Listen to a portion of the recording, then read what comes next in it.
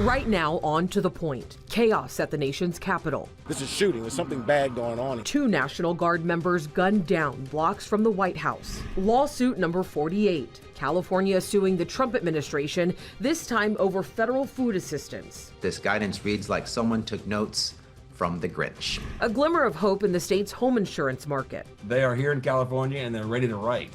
Why California homeowners could see relief. And AI shopping showdown. A new tech battle is brewing as AI startups move into online shopping. What it means for your next purchase. Thank you for joining us. I'm Alex Bell, and we continue to follow today's breaking news out of the nation's capital, where 2 National Guard members were shot near the White House. They are both in critical condition. The FBI is now investigating this as potential international terrorism. Reporter Matt Gregory is in Washington, D.C. with the latest for us tonight. I'm Matt Gregory in Washington, D.C., where tonight local and federal police are investigating the shooting of 2 National Guardsmen just blocks away from the White House. It happened a little after 2 o'clock, according to police. That's when they say a group of National Guardsmen patrolling near a metro stop were ambushed by a suspect who shot 2 of them.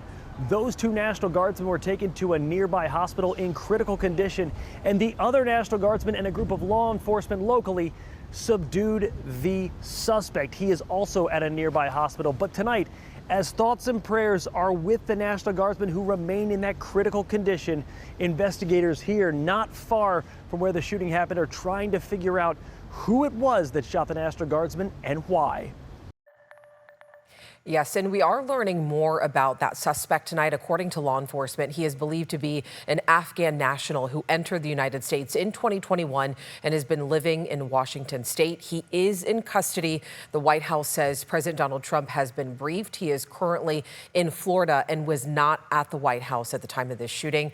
But following the shooting, Trump requested 500 additional National Guard troops be sent to D.C. And just moments ago, he addressed the nation about this tragic shooting. This Thanksgiving, I ask every family to say a prayer for the 2 great heroes who were so horribly shot, and for their loved ones. Please say a prayer. May God bless them and comfort them, and may God bless and protect the United States of America. The shooting is also getting some local reaction. Governor Gavin Newsom sent a statement saying, in part, quote, "There must be zero tolerance for violence of any kind against the brave men and women in uniform who selflessly serve our communities and our country. Jen and I are praying for the service members, their families, and the entire National Guard community." Now, you can watch the full press conference of the Washington, D.C. shooting on our free ABC 10 Plus TV streaming app right now. California is taking the Trump administration to court yet again. This morning, the state filed its 48th lawsuit. This time, it is challenging changes to SNAP, the federal food assistance program made under the Big Beautiful Bill. ABC 10 Political Matters reporter Jenny Hubb breaks it down for us. This guidance reads like someone took notes from the Grinch, taking food from families right as the holidays arrive. California and 20 other states are suing the U.S. Department of Agriculture over major changes to SNAP eligibility requirements, revisions under the Big Beautiful Bill signed into law over the summer by President Trump. SNAP is known as CalFresh in California and has more than 5.5 million enrollees. The new criteria states some non-citizen populations like refugees, individuals granted asylum, and parolees, including Afghan and Ukrainian nationals, are not eligible for SNAP. It misstates who's eligible for SNAP and threatens to deprive thousands of lawful permanent residents of the food benefits that Congress guaranteed to them. Attorney General Rob Bonta says the language is misleading since those non-citizen groups can become eligible if and when they become lawful permanent residents. Bonta also challenges the 5-year waiting period. The state and food banks have been stepping up to provide more support, but the amount of funds here, it's significant. Bonta says thousands, perhaps even tens of thousands, could lose CalFresh access. The AG also notes this lawsuit comes after a letter was sent to the USDA last week. To take back the guidance, fix its mistakes, and start over with clear, correct guidance that follows the law. USDA's silence in response tells us everything we need to know. A USDA spokesperson declined to comment on pending litigation and referred us to the Department of Justice. The DOJ did not respond to requests for comment. Meantime, California Republicans are defending the eligibility guidelines, saying narrowing the pool will save taxpayers money. Federal taxpayers should not be put on the hook to pay for fraud. The food stamp program is managed by the states. The federal government comes in and writes the checks. Jenny Huh, ABC 10. The lawsuit also points out that states weren't given enough time to implement the new standards. Bonta says states should get 120 days, but they only received one. With the government shut down, with the government reopened, SNAP funding is secure through September 2026. All right, a possible sign of relief for California homeowners struggling to find insurance. Farmers Insurance is lifting the cap it had in place on new home policies, a limit that had been in place for more than 2 years. I want to bring in ABC 10's Becca Habegger joining us live in studio. Becca, you've been following this very closely. Now we're seeing more updates here. That's right. Farmers Insurance had been restricting how many new home insurance policies it could issue. Most recently, that was capped at $9,500 per month. But just days ago, the company announced it is lifting that cap immediately, a move that could signal an easing of California's insurance crisis. Anticipating an improved homeowners insurance market in California thanks to the spreading adoption of Insurance Commissioner Ricardo Lada's sustainable insurance strategy, Farmers Insurance will eliminate the cap on the number of homeowners insurance policies it offers in California effective immediately, the company said in a news release, adding the move signals continued confidence in California's insurance marketplace. Carl Sussman, founder of the Insurance Consumer Guidance Society, says Farmers' announcement sends a strong message. They are telegraphing loud and clear that they are throwing down the gauntlet. They are here in California and they're ready to write. The California Department of Insurance tells ABC 10 Farmers' announcement marks now 6 insurance companies, including 4 of the state's top homeowners carriers, that have publicly committed to stay and grow in California. The name brand companies that we recognize are Mercury Insurance, Travelers, Safeco, Allstate, State Farm, Farmers. When those start moving, all of a sudden people start taking notice. And Farmers is the first one of that, of the top 3, I suppose, of State Farm, Farmers, and Allstate to say, okay, we're in. We're all in. Farmers also announced a rate increase request of just under 7%. It includes a bundled home and auto insurance discount rising to 22% from its current 15%. California is at an insurance crossroad. Commissioner Lada's sustainable insurance strategy, unveiled in September 2023, gives insurance companies tools and changes they've wanted for years.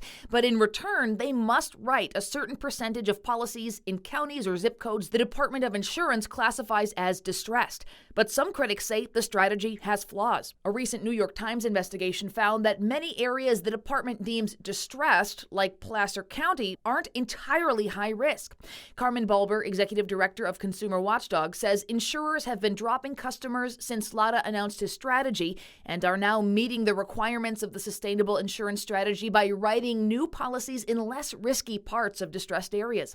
Consumer Watchdog filed a ballot measure newly approved for signature gathering that would require companies to offer homeowners insurance to properties that meet wildfire safety standards set by the insurance commissioner. What we need is a path toward requiring insurance companies to sell to people again. We have a mandate in California, a guarantee that if you're a good driver, you get auto insurance from any insurance company you want to buy it from. If you're a wildfire-safe homeowner, you should have the same guarantee. The California Department of Insurance tells ABC 10 it does not comment on ballot initiatives since those are political matters. However, they object to Consumer Watchdog's critiques, pointing out that the sustainable insurance strategy underwent public scrutiny and hearings before going into effect, and that Consumer Watchdog, as the most frequent intervener in rate review hearings, financially benefits from the state's insurance regulations. Farmers also resumed offering condo and renters insurance last December, both impacted by California's insurance crisis. For homeowners hoping for coverage, these are moves in the right direction, but debates over access, affordability, and fairness are far from over. Alex? All right, Becca, something we will always continue to cover. All right, the FBI opened an inquiry into 6 Democratic lawmakers after they posted a video urging members of the military to defy illegal orders. President Trump immediately called for these lawmakers to face arrest and trial. ABC's Christian Cordero has the details from Washington. But that is not how our democracy works, and we cannot go down that slippery slope. Today, 6 Democratic lawmakers are pushing back against President Trump's claims that this video shared last week warrants their arrest. Our laws are clear. You can refuse illegal orders.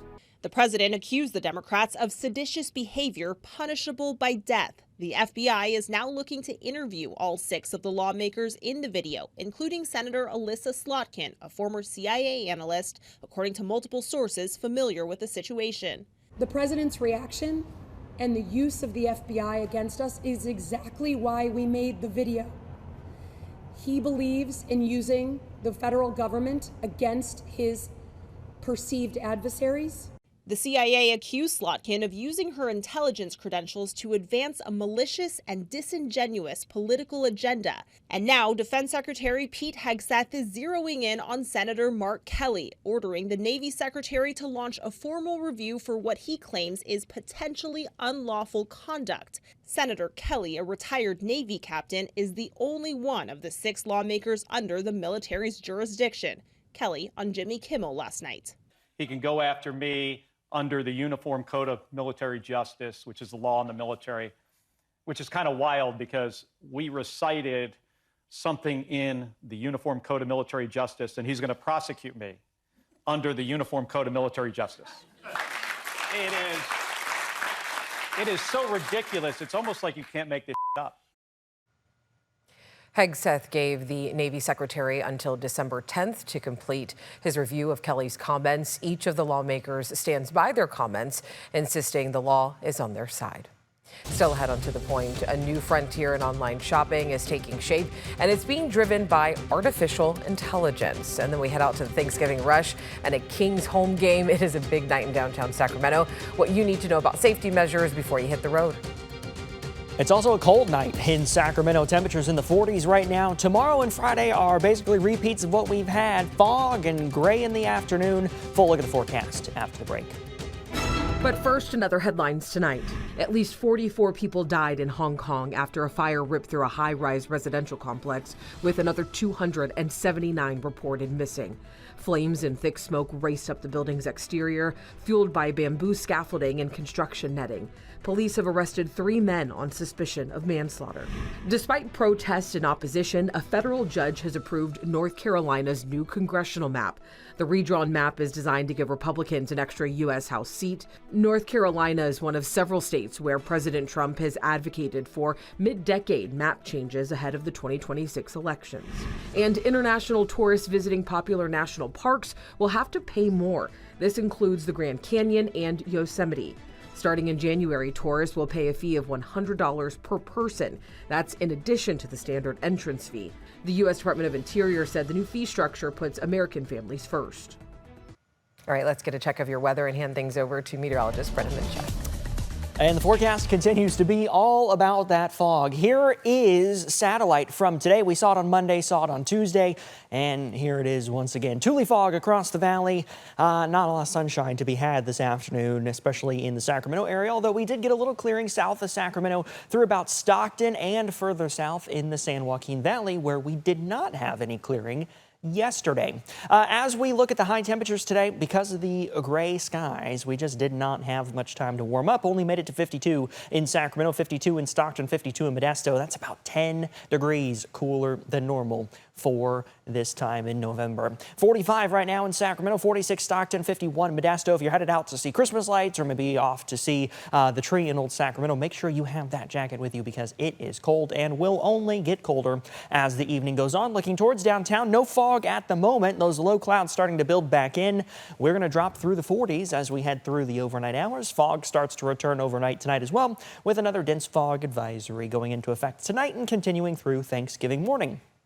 Upper 30s and low 40s in the valley to start Thursday. It will be cold and it will be foggy to start Thanksgiving. Thanksgiving afternoon, we're going to be in those mid to upper 50s. If we get a little clearing, could be closer to 60. If we don't get any clearing, back in those mid 50s, much like what we've seen the last several days. This weather pattern is not changing. Will continue to stick around as we head through Thursday and Friday. So you see that fog coming back in, lifting through Thanksgiving afternoon and returning Friday morning. By the time we get to the weekend, this stable air mass is going to start to move out of here, gets dislodged, and then we'll have a little bit of a disturbance in the pattern. This could end up bringing us a few snow showers to the high country on Sunday. Hardly anything in terms of accumulation, just really flurries, but nonetheless, nonetheless, that kind of change in the pattern is what will lift that fog out of here finally. But it's not gone yet, and we do have another weather impact alert Thursday morning because of fog and holiday travel, Alex. All right, Brendan, thank you. Right after the break, from Lavender Heights to Joco, bars and arenas are bracing for crowds, and police say that you will see extra officers and safety measures in place, what you need to expect before you head out on the road. And AI is changing how we shop, and fast. Tonight, the big tech race to control your online cart and what it means for your next purchase. Welcome back in. Tonight is expected to be a very busy night in downtown Sacramento. Not only is it the night before Thanksgiving, but there's also a Kings game. And Sacramento police, CHP, and businesses tell us that they are all looking out for everyone's safety. So businesses in the Lavender Heights district say tonight is known as one of the busiest in the nightclub business. Earlier today, we found Roscoe's Bar and Burger on K Street preparing to welcome those crowds. About a mile up the road, thousands will also be crowding Joco for a Kings game. Sacramento police tell us that they do plan to have additional resources during the entire holiday season. And California Highway Patrol's Thanksgiving maximum enforcement period is underway, and it runs through Sunday at 11:59 p.m. So please be very cautious on the roads and, of course, just be smart. All right, let's get into your price points tonight.